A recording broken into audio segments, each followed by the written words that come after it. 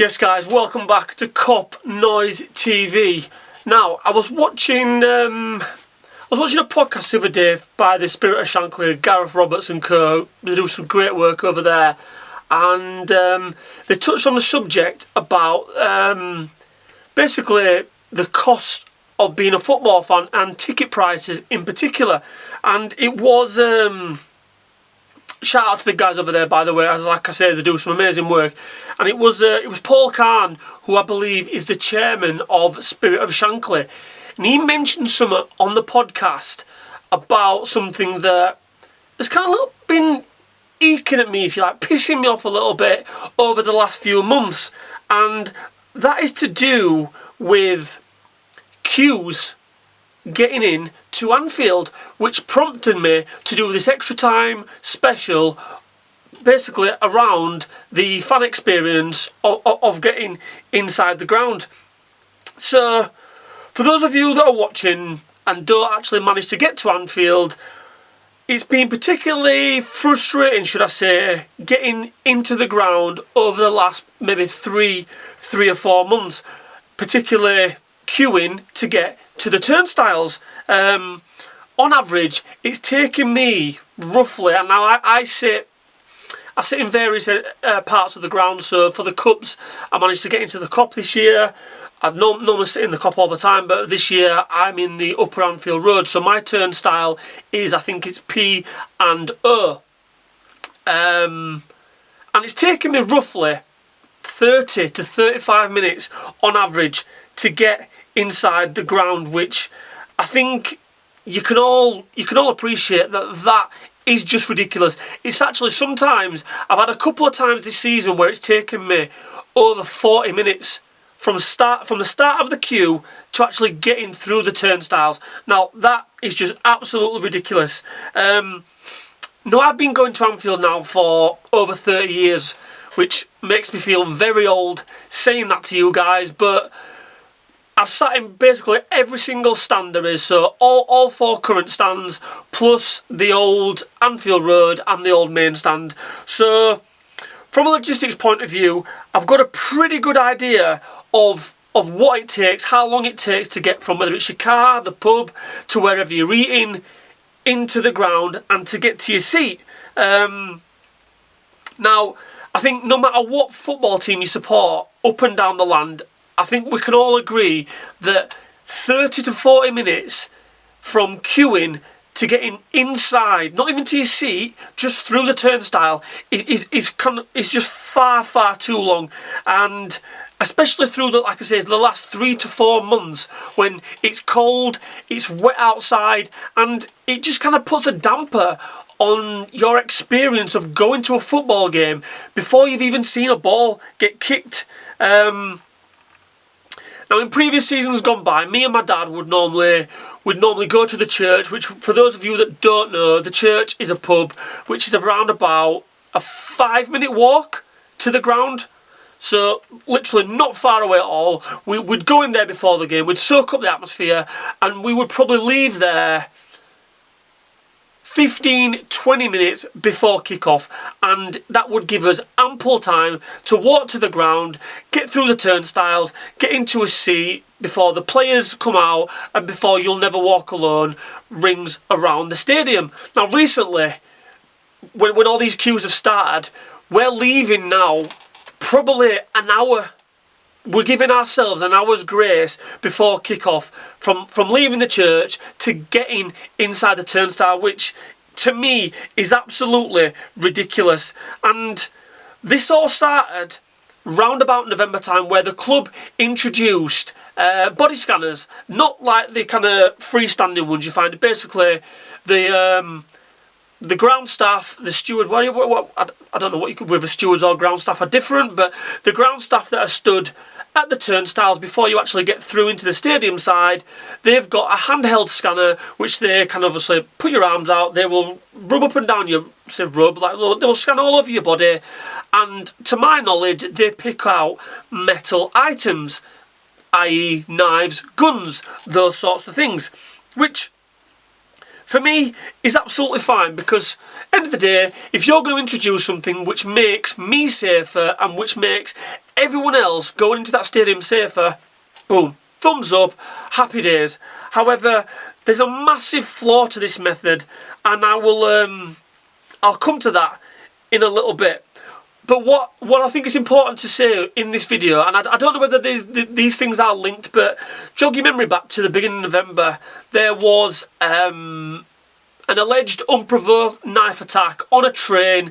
I think it was a Saturday evening, where a guy was basically fucking around the Huntingdon area. He went on the train, waving a knife around. I think he actually caused some damage to some people, but I think luckily no one lost their lives, and the train was brought to an emergency stop in Huntingdon. He got off the train, I think the police tasered him, and he was arrested. And as I say, thankfully no one lost their lives on that day. Now, whether this provoked the club into taking more safety precautions because of that, I'm not too sure, but it was very coincidental that literally the next home game after that attack on the train, this is where these scanners were introduced. And as I say, for me personally, making the fans' experience at the ground safer is absolutely sound. No problem with that. But it needs to be more thought of, more thought out, should I say, in my opinion, because what you're finding is that some fans don't want to queue. Some fans, they will abide by the rules, if you like. They'll join the back of the queue, they'll filter down. Some fans don't. They don't want to queue. They'll kind of join the queue closer to the front, which then basically means that the queues are never getting reduced. This then leads to fans' frustrations because fans are skipping the queues and potential altercations. And a couple of other things that I wanted to point out, which I have personally witnessed with my own eyes. And one of them is the ground staff will obviously say to you whilst you're approaching the turnstile, can everyone get all their items out of the pockets in advance of being checked? So you get your phone out, you get your keys out, and any coins or money that you might have to avoid the scanners going off, and you can actually show them what you've got in your pockets. Cool, not a problem with that. However, some fans don't. So they will have the scanner will go off. The fans will just turn around and say, I say fans, a fan might just turn and say, oh, that's just my keys. And the ground staff just goes, okay, and lets them through. So this completely kind of goes against everything that these scanners are brought in for. And I'm not saying that fans are trying to bring knives and guns into the ground, but if you're going to scan someone and this scanner goes off and you're not going to check them, then what the hell is the point with the scanner in the first place? So that, to me, the ground staff have to have better training about how to do their jobs there. And another thing, which I've seen quite recently, I can't remember what it was, I think it would have been the Newcastle at home game. We was queuing to get into the turnstiles. As I said before, some fans don't want to queue. So there was a group of individuals, maybe 4 or 5, that decided to join the queue closer to the turnstile to avoid a long queue. Fine.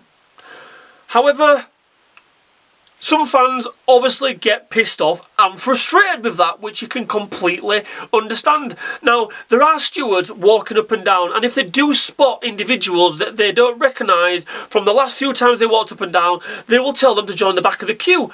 Absolutely cool, not a problem with that as well. But some individuals slip through the net. And there was one occasion where this guy had enough. Like I said, there was a group of 4 or 5 lads that joined the queue in front of him, and this happened about 2 or 3 people in front of me, so I had a great view of it. The next time he saw a steward, he said, these guys have pushed in. The guys turned round and went, what do you mean, mate, we're with you? And he went, no, you're fucking not with me, mate, go to the fucking back of the queue. So anyway, the steward sorted it out. He got the guys out who had pushed in, moved to the back of the queue. The steward then turned round to the guy who complained and said, why didn't you say something to them?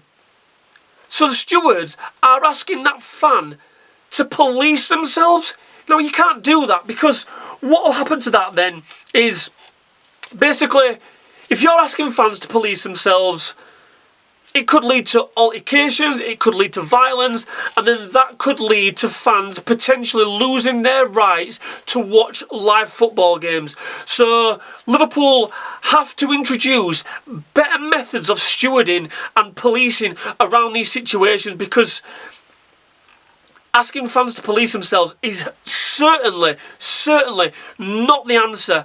Absolutely not. So to conclude on this matter, what I'm asking fans to do is share this video, get more eyes on it, because that way there's more chance of the club making improvements. And what I also want to point out as well, which I think is really important, that because these queues are taking so long for fans to get into the ground, fans are now going earlier. And if fans are in the concourse earlier, what are they doing?